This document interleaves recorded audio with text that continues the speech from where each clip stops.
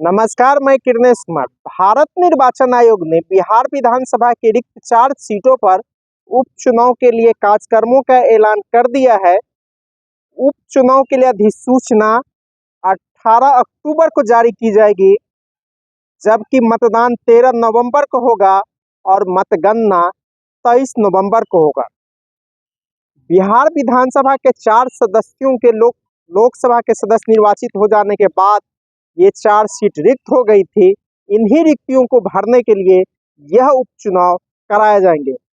अगले साल होने वाले बिहार विधानसभा चुनाव से पहले 4 सीटों पर होने वाला यह उपचुनाव काफी मायने रखता है और इसे 2025 का सेमीफाइनल भी कहा जा रहा है।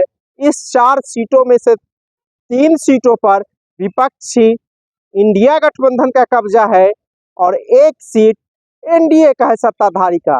इस लिहाज से भी इस उपचुनाव का बिहार में काफी मायने है।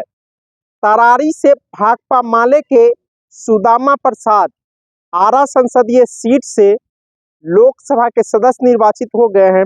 इसी तरह राजद के सुधाकर सिंह रामगढ़ विधानसभा सीट से इस्तीफा दे दिए हैं और वे बक्सर संसदीय सीट से लोकसभा के सदस्य निर्वाचित हुए हैं।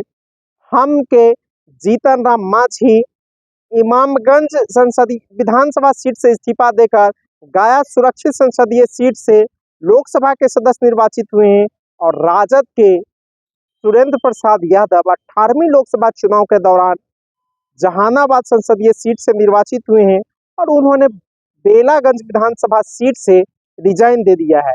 यही 4 सीट तरारी, रामगढ़, इमामगंज और बेलागंज में उपचुनाव कराए जाएंगे। इस 4 में से 2 सीट पर राजद का कब्जा है। बेलागंज और रामगढ़ राजद की सिटिंग सीट है, तरारी भाकपा माले की सिटिंग सीट है, तो इमामगंज हम की सिटिंग सीट है। आयोग द्वारा घोषित कार्यक्रम के अनुसार चुनाव की अधिसूचना 18 अक्टूबर को जारी की जाएगी। नामांकन दाखिल करने की अंतिम तिथि 25 अक्टूबर निर्धारित की गई है। जांच 28 अक्टूबर को होगी। नाम वापसी की अंतिम तिथि 30 अक्टूबर निर्धारित है। मतदान 13 नवंबर को होगा और मतगणना 23 नवंबर को होगी।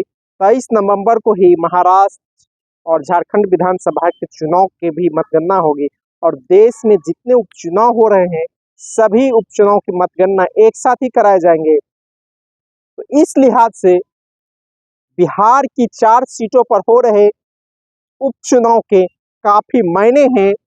जन स्वराज के प्रशांत किशोर ने भी इस उपचुनाव में अपना उम्मीदवार उतारने का ऐलान कर दिया है। तो प्रतिपक्ष के नेता तेजस्वी प्रसाद यादव के लिए भी यह चुनाव काफी मायने रखता है और सत्ताधारी जदयू भाजपा के लिए भी। हालांकि इस 4 में से एक भी सीट सत्ताधारी जदयू भाजपा की नहीं है।